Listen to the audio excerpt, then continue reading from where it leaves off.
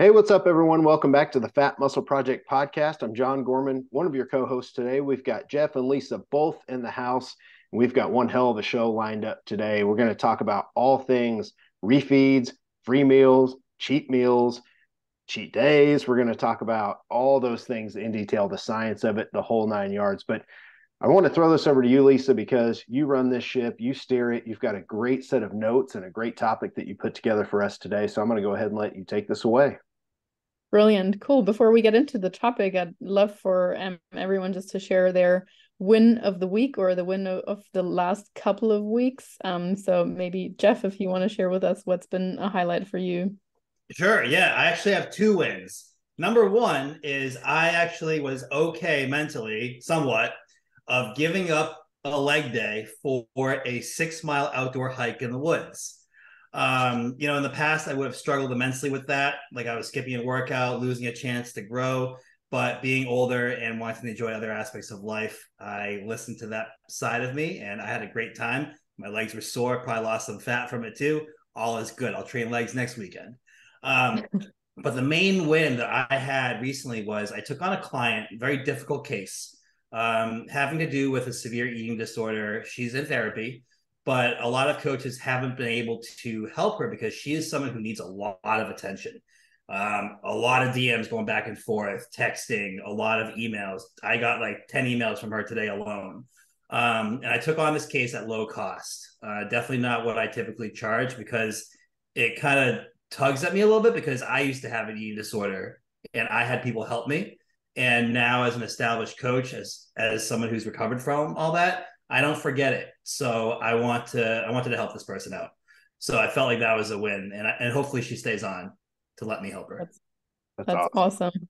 Yeah. And I'm going to tag on to that first win because I actually had the opportunity to go into the mountains last weekend as well, and it was just a lovely reminder of how recharging for mind, body, and soul being outside in nature can be. And just like you said, at first I was like, oh no, is it worth skipping this, like getting out of my routine, going into hiking, and is that going to impede my quote unquote gains? But then in the end, if you balance it out with the mental recharge that I got, then everything is fine. So yeah, it was awesome. What about you, John? What was your win for the week? Um, you know, uh, had a client that did really well, and I can't remember if I talked about this on the last show or not, but I had a client that won his class, won the overall. It just looks ridiculous. And I'll probably talk about him a little bit later when we get into the topic about using a refeed or a cheat meal to set up a peak week to maybe do a test run or something. But I had a client that did really well. Now he's going to try and win an IFBB pro card. So he's won a ton of shows. You know, he won a natural pro card when I was working with him, won a few pro shows and the world championships. So, he wants to go ahead and try the national level in the IFBB. So we're going to give that to get an IFBB pro card. So we're going to give that a shot. So that was a good win. The other one is just I'm down to 204 pounds and feeling super healthy. And we're talking about free meals and cheat Amazing. meals and stuff like that. But on our sister podcast, Elite Physique University, we're going to do a big deep dive into cholesterol and all things heart attack, risk prevention, stroke prevention. Unfortunately for me, I just have some really bad genetics and some really bad markers that just will not budge with perfect diet. And I mean perfect. I had 3 months where I didn't touch anything that wasn't literally a monounsaturated fat and from the ground. And like, I still have really bad numbers. So, what's happened is I've dropped from 225 down to 204 pounds, just eating very clean. And I think the only thing that I've eaten in the last 6 months, 4, 5, 6 months, is I had Denny's with a friend to celebrate because I had been up for like 2 days straight working. And I made myself do it to chill out and relax. And I've had like a couple pieces of pizza twice in that whole time. So I'm just dropping like crazy, but I feel good. I feel healthy.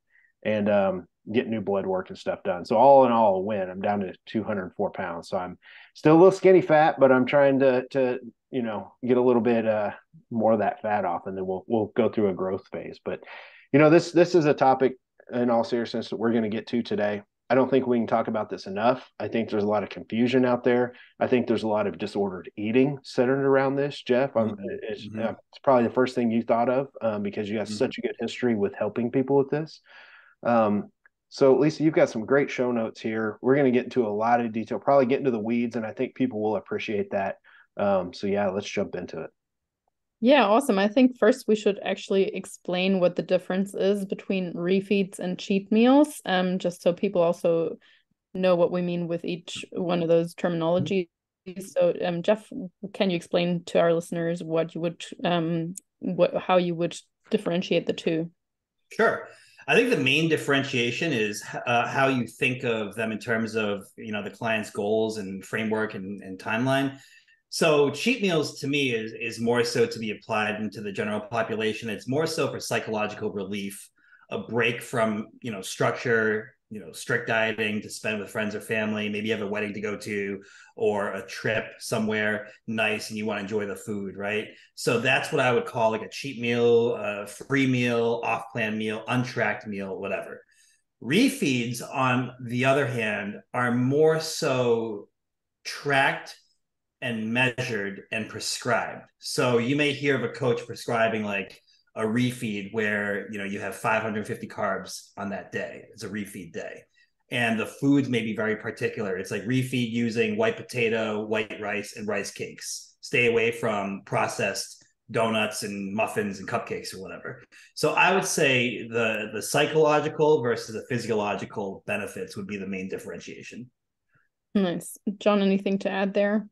Yeah, there's so many different ways to look at free meals, untracked meals, untracked healthy meals. There's all kinds of different ways to get a little bit of a mental boost Absolutely. and release. And we're not going to drill down on this too much, but like there's times where I have a client who really struggles with eating and eating disorders anyway. So I want to be really careful not to. I've got a girl who she's taking a break now because she needed a break from just tracking. So before we took the break, I had her doing a couple free untracked meals, but healthy untracked meals. So she could go out and eat intuitively and have something that tastes good and it was quote unquote somewhat healthy, but it wasn't like pizza, donuts, and then, what I Right. mean, all that kind of stuff. So having some untracked meals doesn't Yeah. really qualify for a cheat meal. But the other thing with the refeeds that I started to do back in the day, and whether it's healthy or not, I kind of tried to combine the mental aspect of having some quote unquote unclean foods, but in a structured way to track it, right?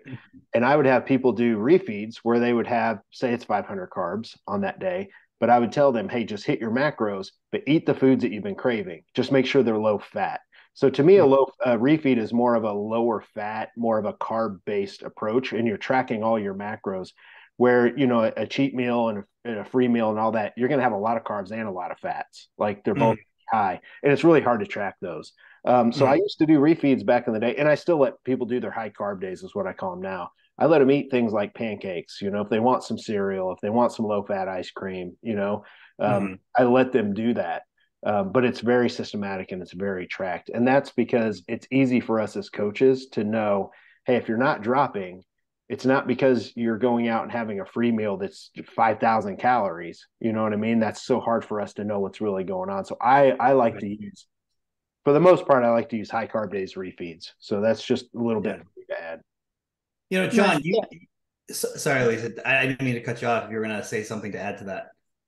That's all good. I was just gonna add that I would agree with that as like from a practicality standpoint, and we'll get more into that later as well. But I usually with especially with Gen Pop, I often just tend to do refeeds and like often even saying like whatever you want, but maybe an extra 300 to 500 calories or whatever. But for me, one of the distinctions as well is that with refeeds, I often associate a little bit longer periods of times as opposed to just a cheat meal or cheat day. So sometimes 2 days or even sort of a maintenance break, which we could also classify as a refeed. So, 3 days a week, 10 days, something like that.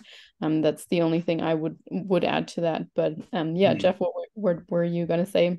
Oh, one thing that John mentioned about, going ham on, donuts and cupcakes and things like that is the idea of a cheat meal. I used to struggle with this myself, and I know a lot of male competitors and female competitors actually who struggle with this There are a lot of, side note, there are a lot of male bodybuilders who struggle with eating disorders and binge eating, and nobody talks about it. Yep. But it's the idea that having a cheat meal, you have to go out and seek the most unhealthy stuff possible. And that's not the point. Like I said, a cheat meal is a psychological break. So if you desire, like all week, you've just been craving like a fruit bowl with like chopped pineapple and grapes and cantaloupe, and you want that to be your cheat meal, by all means, have that. You don't need to go out and have a large Ben and Jerry's pint and then go home and eat a box of cookies. That's where I think some people go awry. That's why I like the term that you used instead, free meal. I like that. And I want to talk about the pros and cons of either cheat meals and refeeds in a second here. But for me, one of the big cons of cheat meals is exactly that terminology, because I do think it automatically implies doing something quote unquote bad, and then automatically that leads to classifying foods as good versus bad, and instead of, hey, you can have that in moderation whenever, or at least, on a regular basis when you have your free meal or when you have your refeed day or whatever it might be. So I actually don't like the term at all of cheat meals. I do much prefer free meal or refeed. I guess other pros and cons, what would you say? What are some other pros and cons of either one of those? Something that popped in. I was just going to say something that popped into my head real quick, because I'm old and I'll lose it if I don't spit it out now. I think for people listening, the longer you do this, the easier this becomes. And when you're new, eating disorders, I feel like they're just going to happen if you diet really hard. It's almost, I say it's science all the time. For every action, there's an equal and opposite reaction. So when you restrict yourself, whether it's from calories or a certain set of foods, right? Like anything quote unquote unhealthy, when you restrict yourself for a while, after you're done, there's an equal and opposite reaction. Now you're going to want those even more because there's nothing holding you to not have those, right? So it's especially if you dieted for a bodybuilding competition, Jeff, like you and I have, and we've got clients that do that. The post-show rebound mentally is a real thing. So what I want people to understand is, when you first start out doing this, a lot of times there's going to be some issues with food when you're done dieting, because the more you restrict yourself, the more you're going to have to wrap this up in your head. And then, the older I've gotten and the older my clients get, the more this just doesn't become that big of a deal, because we've just been eating this way for so long.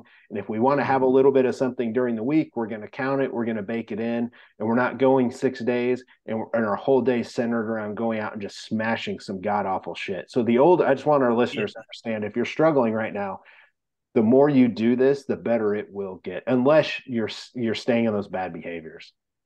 One thing I wanted to add to this to frame it all out is, the choice of like who and when you use a refeed or a cheat meal on also sort of is determined by the structure of the regular diet, so to speak, like the 80% of the time how you are dieting, and then the 20% of the time where you need to use a refeed or a cheat meal. So, you have a lot of, bro style coaches or bodybuilders still who will literally eat chicken and rice every meal.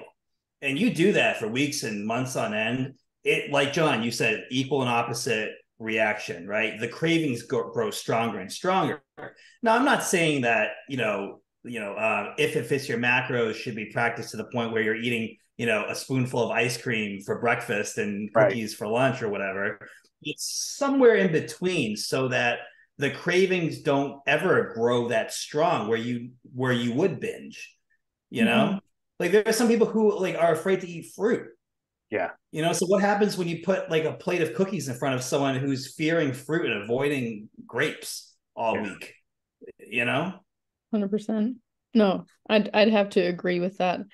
I do think that one of the beauties of both of these, of refeeds, or at least a refeed that's not just, an extra 500 grams of rice or whatever, but like more of a free refeed and cheat meal or so, is definitely some mental release. But I guess you could argue that with the cheat meal, is sometimes people way overdo it. If you have a regular cheat meal, like I guess one of the classic pictures that I have had in my mind of like bodybuilders, maybe like once a week they get their cheat meal, or the once a week they're so excited, they over restrict so much sometimes.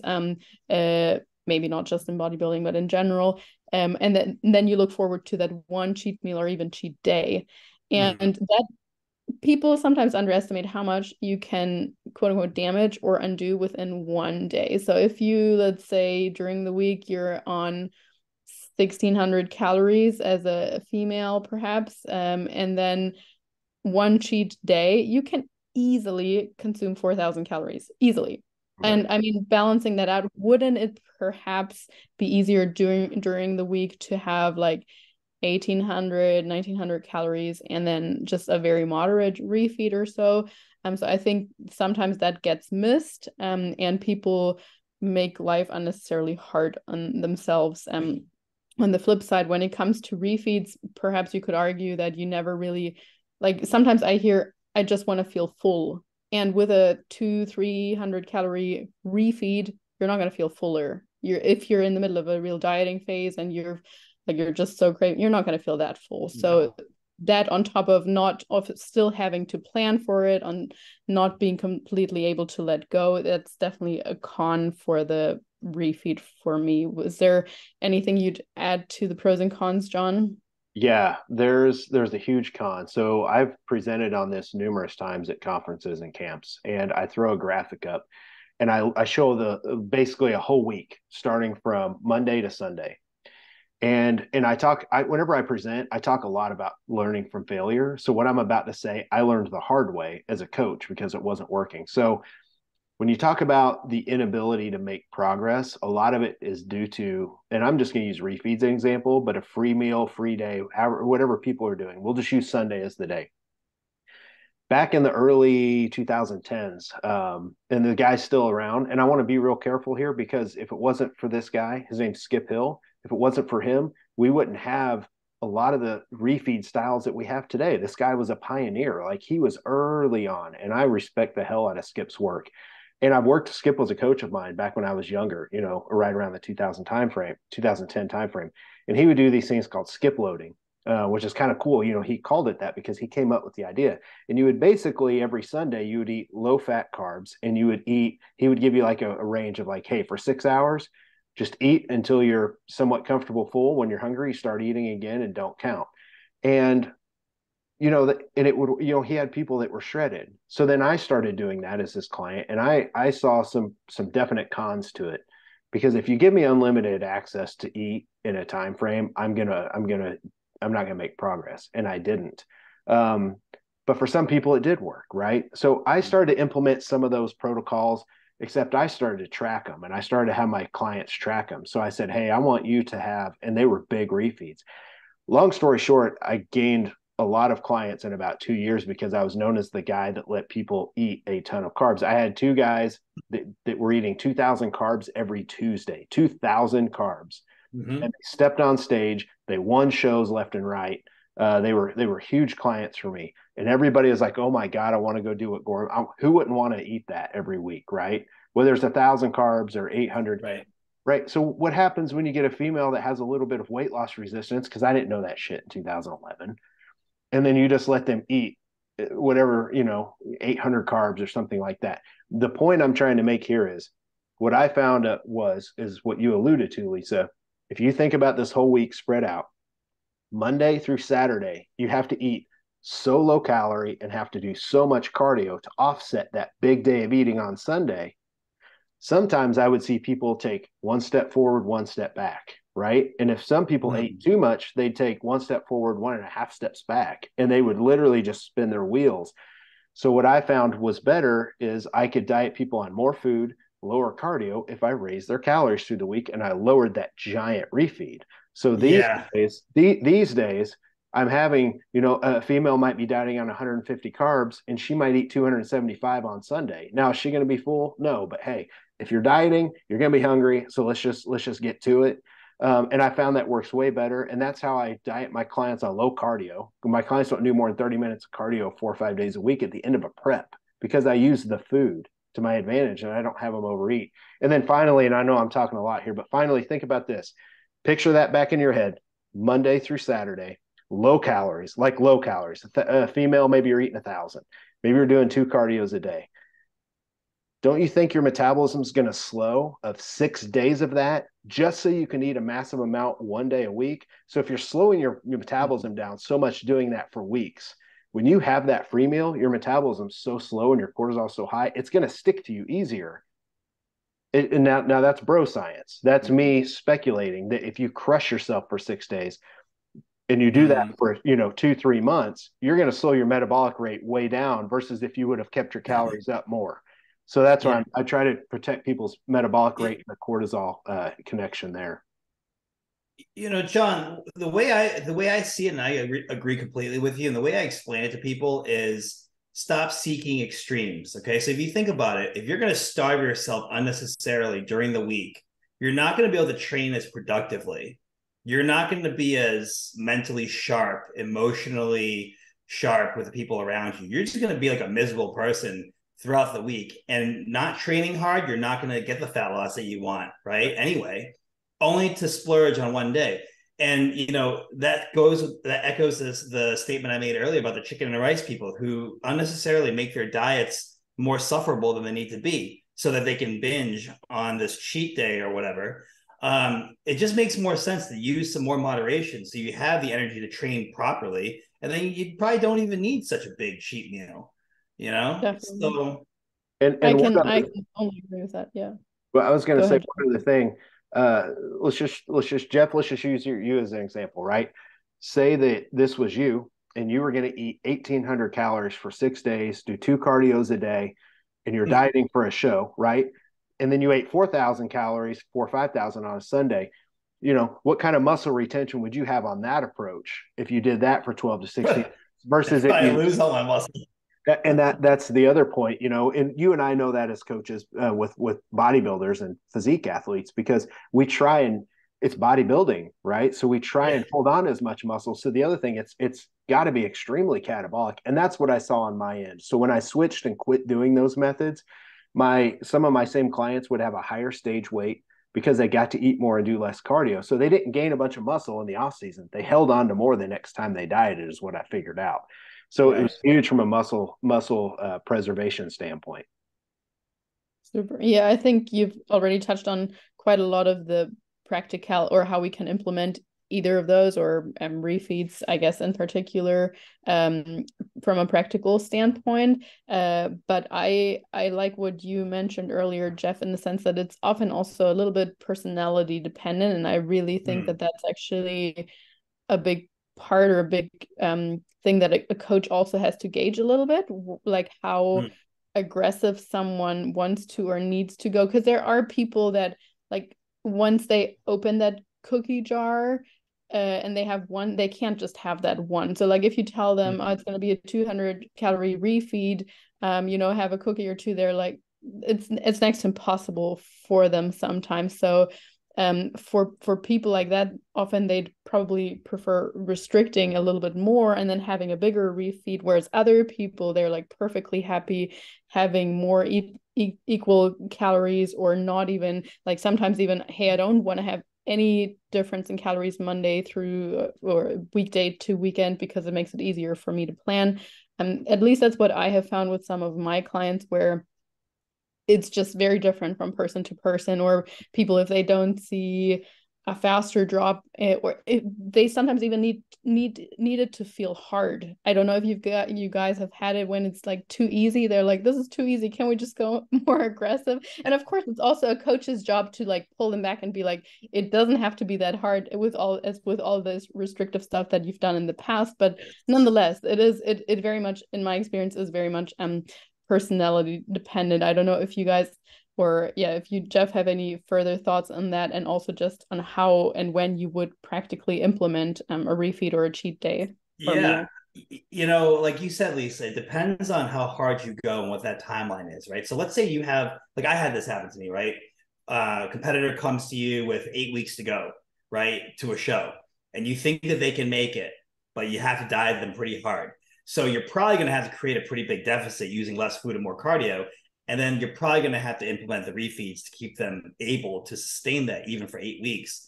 Now, I think most coaches would agree that it would be better if we had a longer timeline, right? For a natural female competitor, for example, I would prefer 30 weeks or more to get them ready for a show.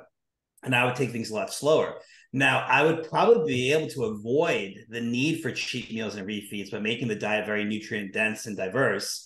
And I would be implementing things like carb cycling, diet breaks, or cardio breaks, training breaks, things like that, so that we never get to a stressed out state where we need these upticks in caloric intake to keep the client going. So there are other methods that you can use to prolong the need for these physiological jolts of energy. But eventually, I do believe that when you get someone to a very, very low level of body fat, you are going to need to implement things like this because of downregulation of things like leptin and thyroid hormone and things like that. Nice. I think that that's super helpful. What about you, John? To talk about leptin, and that's, the research that we did at University of South Florida. And listen, here I'm going to show my age again because I'm old and I forget. We actually tried to record this podcast before this one and we had technical difficulties, so we started over. So I don't think I've talked about the USF stuff on this recording. Not yet. Nope. And I'm so old. Okay, so here's the thing. We're going to talk about leptin just for a minute. With refeeds, I was able to be involved in the first refeed study at University of South Florida with Dr. Bill Campbell. And this was done back in 2018. And he came to me and he said, "Hey, I want you to write the diets for this. And I want to get your thoughts because you were well known for doing these giant refeeds, right? And we want to study this. There's been no research done on refeeds."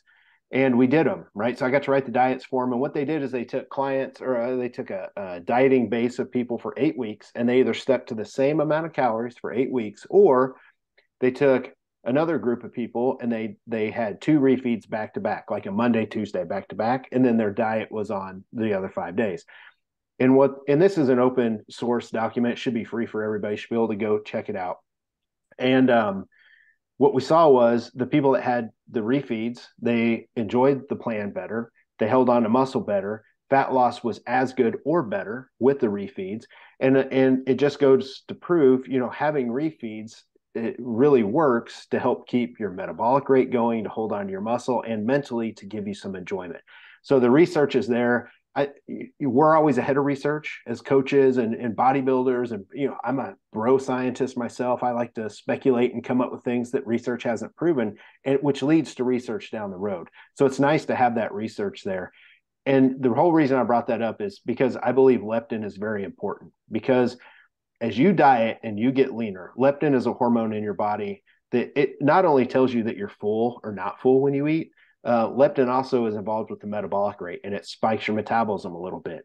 So we used to think, well, if it spikes your metabolism, do these giant refeeds, which isn't necessarily true. But if you can get a small bump in leptin as you get leaner, you're going to get a nice little bump in metabolic rate, because leptin is made in the fat cell primarily. And as you get leaner, your body produces less leptin, right? So your metabolic rate slows. Your body doesn't get told that it's full anymore. So you're hungry and your metabolic rate slows. So you give yourself a nice little boost in leptin from carbohydrates, because fats won't do it. Right. That, to me, it speculates that, hey, I need to give somebody a little boost at least once a week. And if somebody gets really lean, I'll do 2 high carb days. They won't be giant high carb days, but they'll go 3-4 days. I'll give them a little boost. Maybe it's an extra 100 carbs, just gives them a boost. And every time I've done it, when people are sticking to it, I've seen prolonged fat loss. And we still need a lot of research on leptin. It's really expensive to measure and do studies on, but that's kind of the theory here on how you can, it's not just about mental help. Like, it's about actually working with how the body needs a boost in metabolic rate, because dieting, if you just diet on the same calories, you're just going to adapt to that over time. Right. Nice. Yeah, I like that you emphasized also that they're really not giant refeeds or quote unquote cheat days, cheat meals. Right. Because if you have such high overfeeding periods, then the chances of your body just holding on to it because it's like, oh yeah, so much excess food, I'm not going to utilize that for training or whatever. I'm just going to store that because I know tomorrow you're going to go back to your super deficit. I think that's really important for people to know. But speaking of training, and Jeff, I think you touched on training earlier also. Is there anything that you would watch out for or consider in terms of like combining cheat meals slash refeeds with training? Mm-hmm. See, that's something that I think a lot of coaches will differ on. So my opinion, my personal opinion is that I would rather refeed on a non-training day Interesting. and then have the glycogen storage take place and then use it the next day Mm-hmm. for training. Mm-hmm. Versus there are people who say, go hit a heavy leg or a back day and then go get a cheat meal after, or go get, do your refeed after. So I personally have found that I diet better if I do the refeed or cheat on an off day. So I really wash off stress and inflammation and then get back to it the next day. Nice. What about you, John? So this is a topic that I love. A good close friend of mine, someone that I competed against as a coach with our clients for a long time, very competitive with each other, is Cliff Wilson. Um, and Cliff, Jeff, is in your camp. He has always, Sundays are the day, as an example. Hey, it's an off day, rest, do your high carbs that day. And he's always believed in that. I've always been the opposite. I'm just going to go ahead and say I don't think it matters anymore, because now that I've seen his clients' results, I see your clients' results, I see my client results. I think it comes down to basically preference. But here's my argument to why I do it my way. I like to do a couple things to maximize insulin sensitivity, because I'm a huge geek when it comes to insulin sensitivity. And maybe I got a little too much into the weeds on this, but I like to make sure my clients train high rep on that day, because the higher the reps you train, the more glycogen you deplete out of the muscle, which makes more room for the carbs.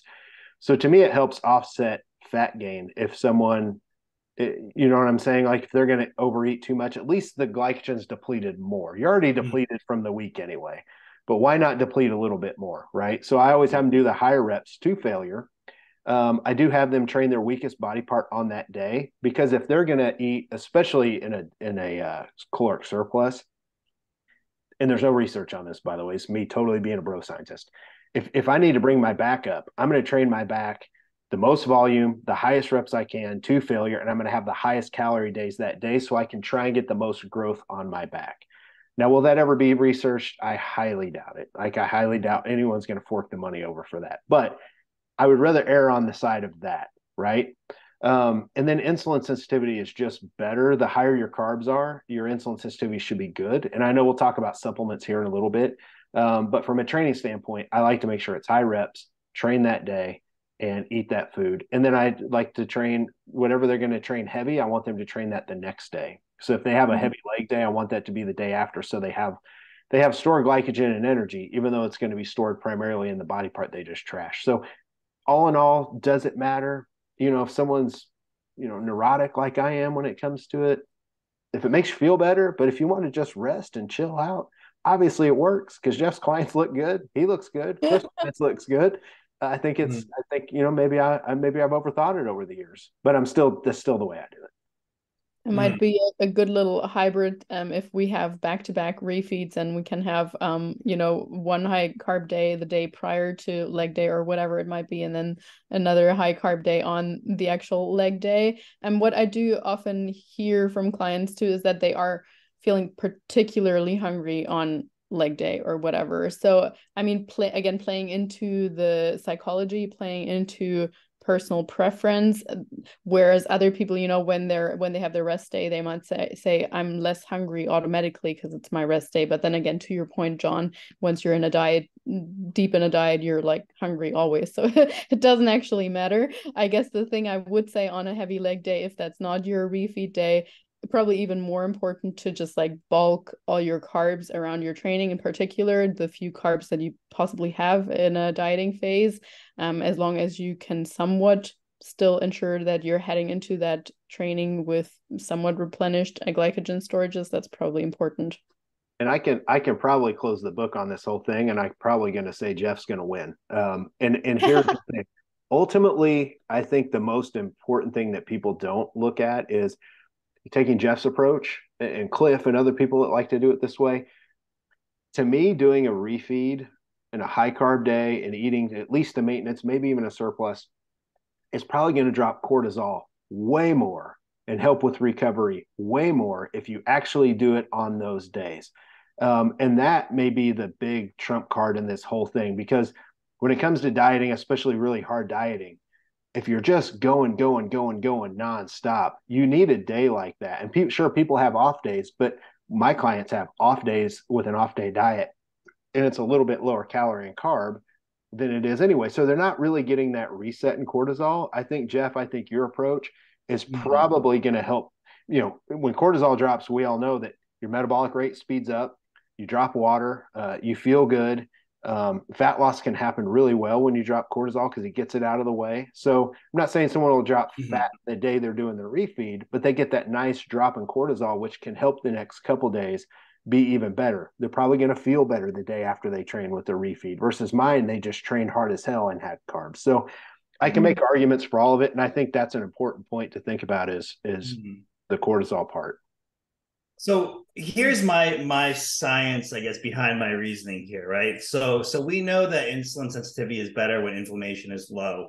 We know that prolonged training and dieting can cause increased inflammation.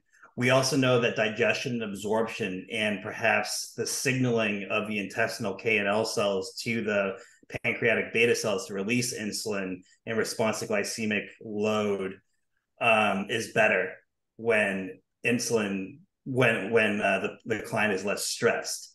Right. So this is perhaps why the back-to-back 2-day refeeds, like let's say you hit, instead of doing 1,000 carbs on one day, you do like 600 and 600. You do a little bit more combined over the course of 2 days. Then you go back to training hard on the third day. May work better. It's just because the inflammation is lower. I have seen that myself and in my female clients. For some reason, I think the female clients need a bit more time to wash off that stress. Yep. And, as you alluded to, John, the lowering of the cortisol has obviously interplay with aldosterone. And that's why you get that water flush effect and you look tighter and you perhaps urinate more when you carb up. And that's also because, cortisol is then metabolized over to cortisone via that 11 beta HSD, right? You can see that on a Dutch test. Yeah. Now, the concern about perhaps overshooting is where, you prescribe the amounts of carbohydrate intake so that you don't have any de novo lipogenesis occurring, which is actually the creation of new fat cells from an overfeeding of carbs. Yeah. But, we know that, the liver holds about 100 grams of carbohydrate, give or take. The skeletal muscle holds another 500. So that's 600 carbs that you're covered, right? So then depending on how depleted you are, how long you've been dieting, and also the intramuscular like triglycerides, how much those have been depleted, I wouldn't worry about any de novo lipogenesis if sufficient depletion has occurred. So that's why I wouldn't worry about refeeding on a non-training day. That's the science. Yeah. Awesome. No, I love that you sense. gave us the full picture. Yeah. Yeah. So that's my backing against my claims. Jeff was just like, bam, take that. Mic drop. Yeah. I have a reason for why I said what I said. Yeah. Roll credits. It's not going to get any better than that. Roll credits. Well, John, you did mention glycogen storage earlier in the sense or in connection with refeeds and cheat meals, and that we did want to speak about some supplements that can potentially help with that. What's your input on that? There's some really good supplements. There's some really good prescription medication. Matter of fact, I've got one here in my bag. I have a prescription for it's metformin, probably the ultimate GDA. Well, there's others out there, but insulin's the ultimate GDA. Your body produces it, and basically it shuttles carbs and glycogen to be stored. But we're talking about from a supplementation standpoint. And I know Fat Muscle Project's a supplement company, and I have a glucose disposal agent. I'll always have one. I've been involved with GDA since 2008. So basically what they do is they just help insulin do its job better, or they act like insulin and help the carbohydrate store. So when you really think about this, I'll try and keep this short. Anytime you eat carbs, or especially a lot of carbs, right? Insulin has to go up to drive those carbs, the blood sugar down, and drive everything into the muscle and the liver to store it as glycogen, right? It requires insulin.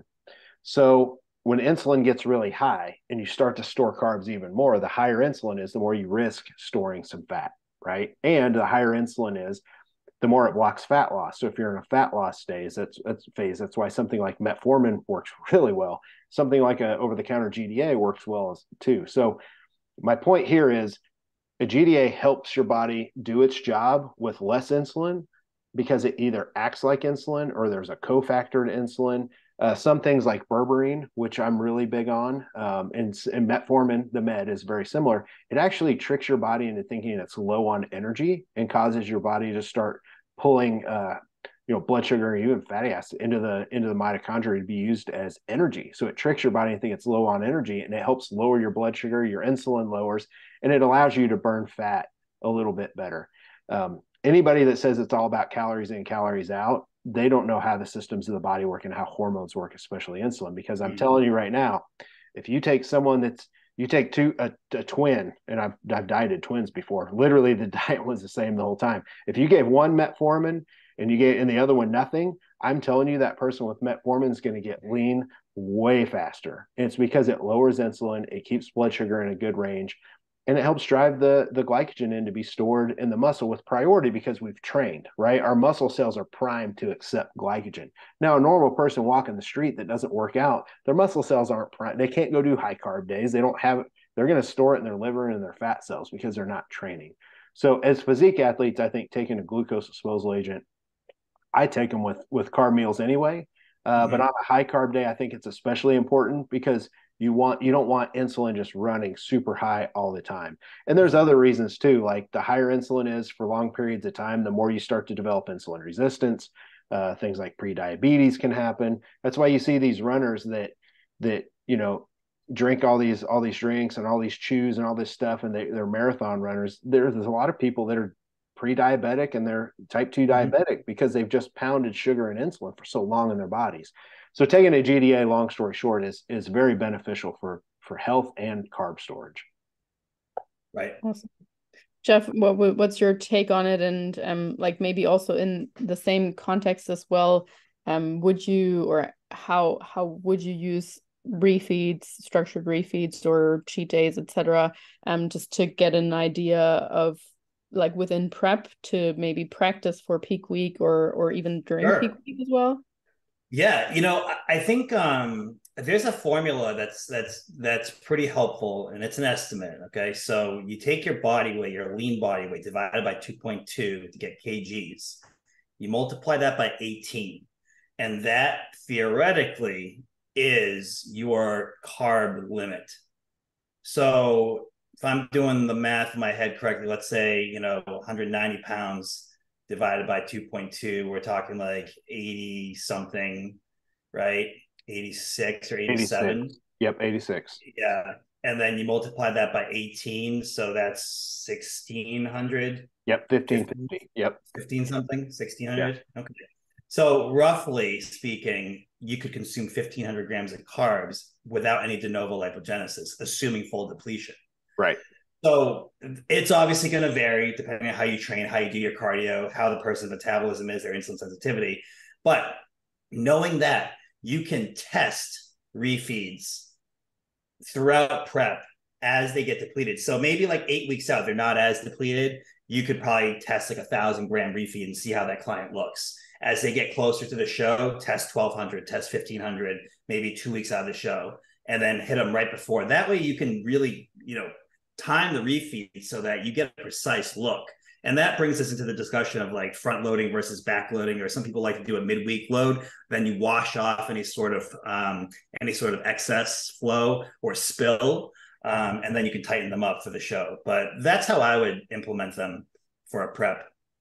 That's awesome. Yeah, nice. And what about you, John? Same sort of. I do the same thing. And Jeff, I like that formula that you just gave us because no one's going to be 100% depleted, which obviously we all know that. But if you take somebody at, they're 60% depleted, which we can achieve by having them do high. I have my clients do high reps Monday, Tuesday, Wednesday, right? Mm-hmm. And then Thursday morning, they might wake up and do, not to failure, but just a high rep depletion workout, like full body, and then start carbing up. And this is just one example. And I'll do this 2-3 weeks out from a show, and I'll have them hit a certain amount of carbs. So maybe it's 900 carbs. Or there are times I use free meals, believe it or not. And I'll talk about that in a second. But I will do these high carb refeeds to test out what my clients look like. And what I'll do is I'll have them carb up on a Thursday, maybe it's 900 carbs, and then I'll have them send me pictures Friday morning, and then I'll have them send me pictures Friday evening, the morning after, and then in the evening after, so I can see where they look their best. I need to see if they're watery, did they spill, and if so, I'm going to have them take pictures 2 days after, and then I just replicate that going into the show. So it really, if you're a new coach and you need to understand like carbing up and what your client's going to look like, don't just guess during peak week. Take a minute, and it doesn't have to be 900 carbs. My guy that just won everything, I carved him up on Thursday night on 400 carbs. Like that's it. And then I did some other stuff day of the show, which we'll talk about on another podcast, right? It was a different approach. But my point is, I did a test run with him the week before. So I already knew what was going on. And free meals, I will do that. And here's my one caveat. When someone is dieting on lower fat, I like to test out a free meal because not only are they carb depleted when they're dieting, but their fats, their intramuscular triglycerides. And Jeff's probably gonna geek out because I see him smiling over here, right? Because we don't get to talk about this stuff a lot on podcasts. So when you have something like a burger and fries, you get to fill out not just with carbs, but you also get to fill out with fats, and you can achieve a look. And that's, by the way, that's what I did the day of the show with my guy that won everything. He looked ridiculous. If you're low fat, you can actually fill out with a refeed or with a free meal that way, and it can give you a look that no refeed can replicate. So that there are times I will do that. I'll tell you guys a funny story. This is one of my best show day looks ever. This is when I won a show. It wasn't really a strong show, I'll just say that.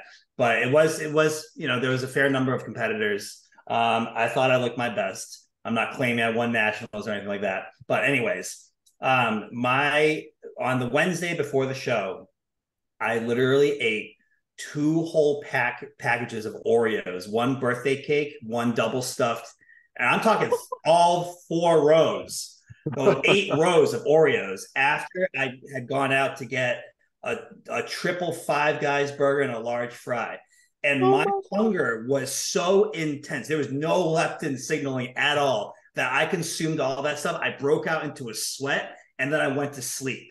Then I got back on a keto style diet Thursday and Friday, and I woke up Saturday tight and crisp, and I won the overall. Yeah, that's amazing. I love that. I did.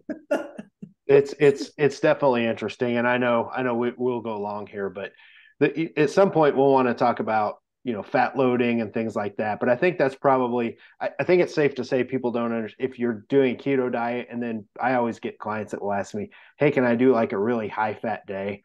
It's not gonna boost your metabolism. Fats don't really boost your metabolism, but they can fill you out, and they can do a lot of things to help you look better and give you extra energy. But they're not, unfortunately, they don't really boost metabolism. But man, they can make you look really freaking good. I'll fat load. There's a lot of figure pros that I've worked with that I will use a fat load on because they just respond to that way better with sodium and fats and water. But anyway, that's for another show. Sorry, Lisa.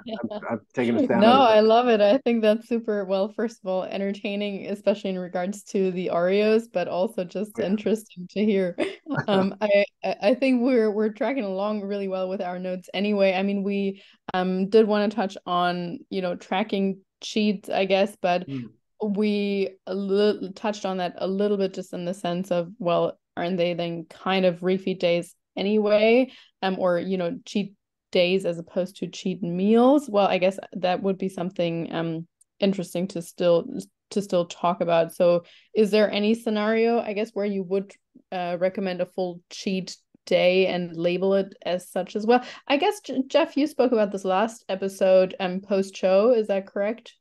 I did, yeah. I will often give my clients 24 hours from the time they step off stage to basically eat whatever they want. Now, this is with the caveat that, they don't have any sort of eating disorder tendencies. Okay. So like if you told, I think, any one of us, go ahead and eat whatever you want for a whole 24 hours, I don't think at this point I'd be binge eating Oreos, right? I haven't even eaten Oreo since 2019. But I'd probably have, some blueberry pancakes and an egg white omelet. Maybe I'd Yeah. have a turkey burger for lunch. I have some sushi for dinner, and Yeah. maybe 2 cookies at night. And that would be my cheat day. Yeah. But not everyone's like that. So, yeah. Nice. What about you, John? You know what? And that goes back to what I said in the beginning. The longer you've been doing this, the more you have just a better relationship with it, and you just enjoy. You don't have to stuff yourself so full. Right. Outside of right after a show, sometimes I have people that need a break, and I will tell them to do exactly what Jeff just said he would do. I say, hey, listen, if you need a break from tracking, I want you to just eat whatever you want, but I don't want you to eat yourself sick. I want you to eat comfortable, full, pick a few meals, have some food that you want. Don't worry about tracking it. And when people can do that with control, they'll see the next week they're not trying to drop 6 pounds. And I see their weight trackers, and I'm like, oh, you're up 1.5 pounds. And they're like, oh, I'm up 1.5 pounds. I'm like, it's going to drop in a couple of days. It's just, it's glycogen storage. Don't worry about it. You're going to train and deplete. And when people can take a moderate approach and just enjoy some food, and if you can eat exactly what Jeff just said, like that, I was nodding my head through that whole thing. I'm like, I'd probably eat some pancakes. Sushi is honestly, it's not that high calorie unless you just get the really, really, deep fried stuff. Sauces and that. Yeah, yeah, but I mean, I'm not eating 5,000 calories from sushi. One, it's too damn expensive. I'm too cheap to do that. Yeah, right.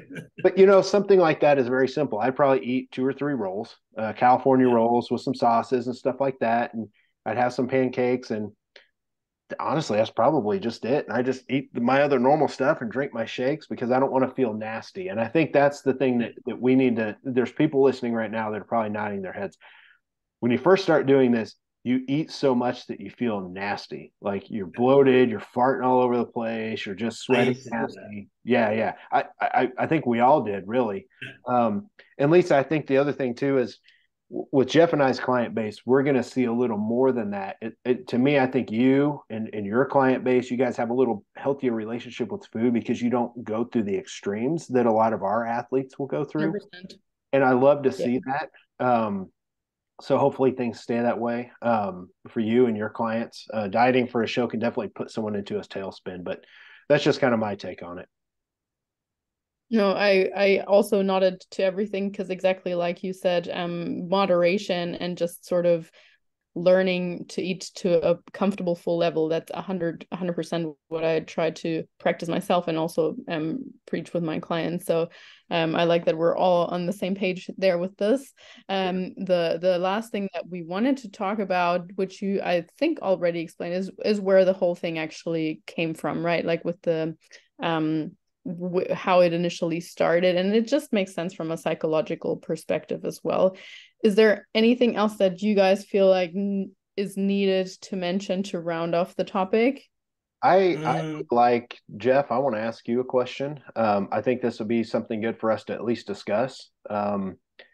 I think we should probably give an idea of how someone could just start to do a high carb day or a refeed day or something like that. And I can kick this off real quick, just a generic standpoint, because we can't tell you, hey, do this, this, this, and this. But what I tell people is when they're dieting, whatever you're dieting on, you need to at least try to get your carbohydrates up. I like to drop fats a little that day if you can, drop fats and up your carbs, but try and get to just your whatever you feel like your maintenance calories are. Leave your protein the same, leave your fats the same or drop them a little, but then raise your carbs up and at least try to get to maintenance while you're dieting, because you've still got 6 days of dieting fat off, one day of getting you to maintenance, which is going to boost leptin, it's going to drop cortisol, and it's going to help spur fat loss. So a lot of people, they worry, well, I'm not going to lose fat that day. No, you're actually investing in future fat loss. And that's why I want people, Jeff, you probably appreciate that because you're a finance guy. They're going to invest in it. So maybe if you're a female dieting on 150, maybe you're going to get up to 275 on Sunday, and you're going to get back up to maintenance. You're going to drop cortisol, boost leptin, store some more glycogen, and then you're going to go push for more fat loss for 6 days. That's my general recommendation for most people. And if you need to do a free meal, the thing that I would recommend is make sure that you do it and you eat comfortable full, and you go select something that you're going to like, but don't go not make it one meal. And that's my recommendation if you're dieting. Make it one meal, Maybe it's some sushi, maybe it's a burger and fries. But do that and watch and see, do you hit your new low next week? And if not, something's wrong. And it's typically the free meal was too big.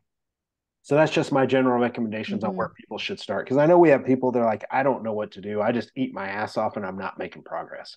And we get it. Like it's a hard thing to figure out. And if you ever need help, you've got all three of us in the show notes. Our emails are in there. Shoot us an email. Like we will answer your questions. Like that's what we do for.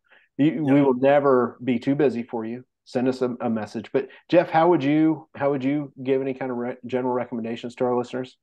I will give some numerical stuff. So first of all, I would say a 3 low, 1 high repeat carb cycle is a good place to start. Yeah.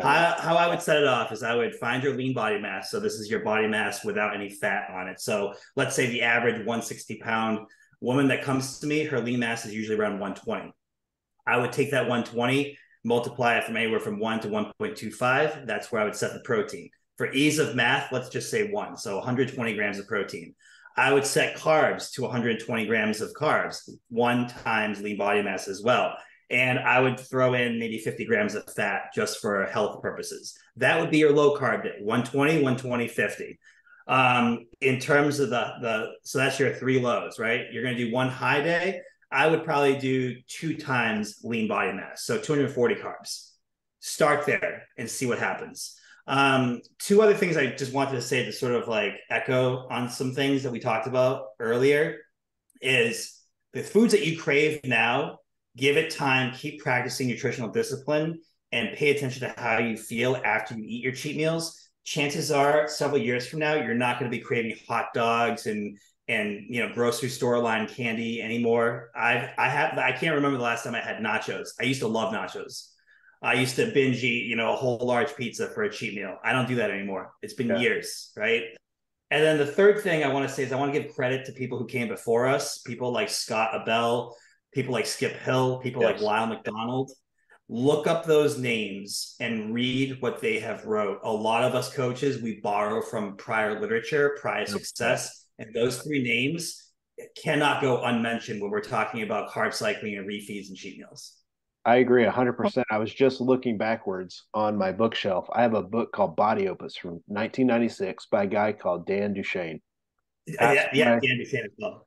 Yep. Lyle McDonald kind of was followed in his footsteps after. Lyle McDonald's not anyone we'll ever have on the show because the guy is not a good guy and he is terrible and everybody knows it. But his work that he puts out, if you want to learn about carbohydrate storage and refeeds and ketogenic dieting, and you know what? I can say that on the show because everyone's going to agree, and he'd probably agree with me. So, but his work is almost unmatched. His work is good. It is so good. Read Lyle McDonald's. Like you said, Skip Hill. I don't know how he does things because I haven't really talked to the guy since 2010, but he is a pioneer and probably needs in the bodybuilding community the most recognition for pushing the limits and doing things outside the box without research that has led to some of the research and has led, I wouldn't be doing refeeds the way I do them if it wasn't for that guy. Right. So like I would a huge amount. And even though I found what was wrong and tried to find better ways for me, that was still a huge learning tool. I would have never even thought about doing it that way. But prior to him, I was doing Lyle McDonald and Dan Duchesne's protocols, which were really high carb refeeds. And then I saw how Skip did it. I started to learn from him. So those 3 for me were huge. I think Cliff also wrote a book, right? Cliff Wilson. Didn't he write a book recently? Yeah, him and Pete Fitchen, which, both those guys are on our Fat Muscle Project team. They wrote the bodybuilding, complete bodybuilding handbook. Yeah. And it talks about how to prep and everything, how to do free meals and refeeds. So yeah. Awesome.